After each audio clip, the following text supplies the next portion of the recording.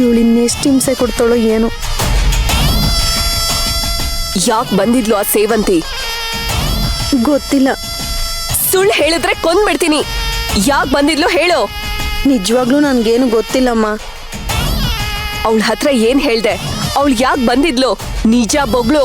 ನಿನ್ನಾಣೆಗೂ ಹೇಳ್ತಿದ್ದೀನಿ, ನಾನು ಏನು ಹೇಳಲಿಲ್ಲ. ನೋಡು, ನೀನೇ ಹೇಳಿದ್ರೆ ಬಚಾವಾಗ್ತೀಯ. ನಾನೇನಾದ್ರೂ ಕಂಡು ಹಿಡ್ದೆ ಅನ್ಕೋ, ನಾನು ಯಾವ ಶಿಕ್ಷೆ ಕೊಡ್ತೀನಿ ಅಂತ ನೀನ್ ಗೆಸ್ ಮಾಡೋದಕ್ಕೂ ಆಗೋದಿಲ್ಲ. ಆಣೆ ಮಾಡಿದ್ರು ನಿನಗೆ ನಂಬಿಕೆ ಬರಲ್ವಾ? ನನ್ನ ನೆರಳನ್ನ ನಾನೇ ನಂಬಲ್ಲ, ಇನ್ನ ನಾನ್ ನಿನ್ನ ನಂಬ್ತೀನಾ? ಇವತ್ ನಿನ್ ಕತೆ ಮುಗೀತು. ಯಾಕೆ ಹೇಳು? ಇವತ್ ನಿನ್ ಕಳ್ಳಾಟ ಎಲ್ಲಾನು ಗೊತ್ತಾಗಿದೆ. ಸರಿ ಮೇಡಮ್.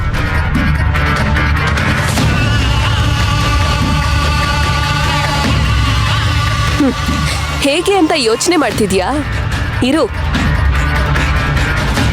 ನೋಡೆ. ಆಂಟಿ, ಈ ಚೀಟಿ ಬರ್ದಿದ್ದು ನೀವೇ ತಾನೆ?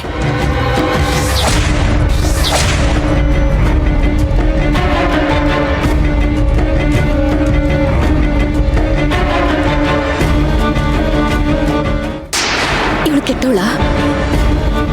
ಹೌದಮ್ಮ, ತುಂಬ ಕೆಟ್ಟವಳು, ಕ್ರೂರಿ. ಅರ್ಜುನ್ನ ಮದುವೆ ಆಗಬೇಕು ಅನ್ನೋ ಕಾರಣಕ್ಕೆ ನನ್ನ ಮಗಳು ಅಂತ ಸುಳ್ಳು ಹೇಳ್ಕೊಂಡ್ ಬಂದಿದ್ದಾಳೆ. ಯಾವ ಕಾರಣಕ್ಕೂ ಇವಳನ್ನ ನಂಬೇಡ. ಏನಾದರೂ ನಿನ್ನ ಗಂಡನ್ನ ಇವಳನ್ನ ಕೊಟ್ಟು ಮದುವೆ ಮಾಡಿದ್ರೆ ಅವನ ಜೀವನ ಹಾಳಾಗೋಗುತ್ತೆ.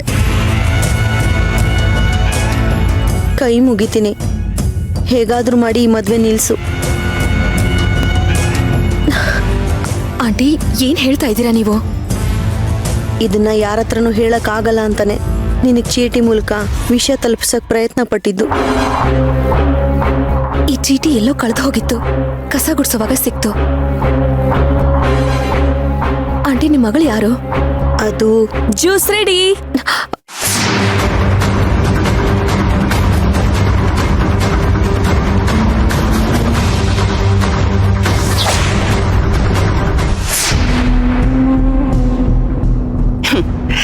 ಇಷ್ಟು ದಿನ ಮಗಂಗ್ ಮದ್ವೆ ಮಾಡ್ತೀನಿ ಅಂತ ಮನೆ ಎಲ್ಲ ಕುಣಿದಾಡ್ತಾ ಇದ್ಲು. ಇವತ್ತು ಆಕಾಶನೇ ತಲೆ ಮೇಲೆ ಬಿದ್ದಿರೋ ರೀತಿ ಕೂತಿದ್ದಾಳೆ.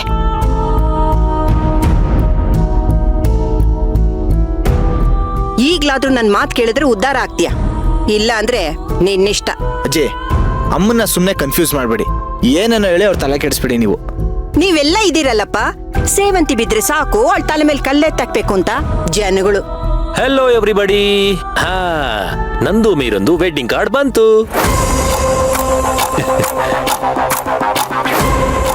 ಬೇಡದಲ್ಲಿರೋ ಮದ್ವೆಗೆ ಈ ವೆಡ್ಡಿಂಗ್ ಕಾರ್ಡ್ ಬೇರೆ ಕೇಡು. ನಿಮಗ್ ಬೇಡದೇ ಇರಬಹುದು, ಆದ್ರೆ ನನಗ್ ಬೇಕು. ತಲೆ ಇದೆಯೇನೋ? ಇನ್2 ದಿನ ಇದೆ. ಈ ಕಾರ್ಡ್ ಎಲ್ಲ ಬೇಕಿತ್ತಾ? ಯಾರ್ಯಾರಿಗೆ ಅಂತ ಹಂಚ್ತೀಯಾ? ಬಂದವ್ರಿಗೆ ಏನಂತ ಹೇಳ್ತೀಯಾ? ಅಜ್ಜಿ, ಇದು ಜನಗಳನ್ನ ಕರೆಯಕ್ಕಲ್ಲ. ನಾಳೆ ನಮ್ದು ಮದುವೆ ರಿಜಿಸ್ಟರ್ ಮಾಡಿಸ್ಬೇಕಲ್ಲ, ಅದಕ್ಕೆ ಪ್ರೂಫ್ಗೆ ಅಂತ ಏನಾದ್ರು ಬೇಕು ತಾನೆ, ಅದಕ್ಕೆ. ಅಂಡ್ ಮೀರಾ ಕೂಡ ಆಸೆ ಪಟ್ಲು, ಅವಳೇನೋ ದೇವ್ರ ಮುಂದೆ ವೆಡ್ಡಿಂಗ್ ಕಾರ್ಡ್ನ ಇಟ್ಟು ಪೂಜೆ ಮಾಡಿಸ್ಬೇಕಂತೆ.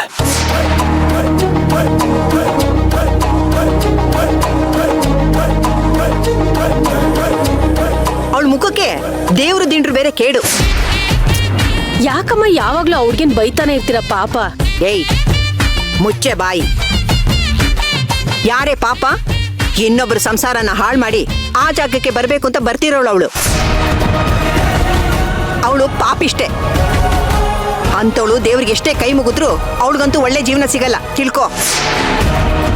ಈ ಅಜ್ಜಿಗೆ ಯಾವಾಗ್ಲೂ ತಮ್ಮ ಮೊಮ್ಮಗಳದೇ ಚಿಂತೆ. ಅಜ್ಜಿ, ಇಲ್ಲಿ ನಿಮ್ಮ ಮೊಮ್ಮಗಳ ಜೀವನನ ಯಾರು ಹಾಳು ಮಾಡಿಲ್ಲ. ತನಗ್ ತಾನೇ ತನ್ನ ಕೈಯಾರೆ ತನ್ನ ಜೀವನಕ್ಕೆ ಬೆಂಕಿ ಹಚ್ಕೊಂಡಿದ್ದಾಳೆ.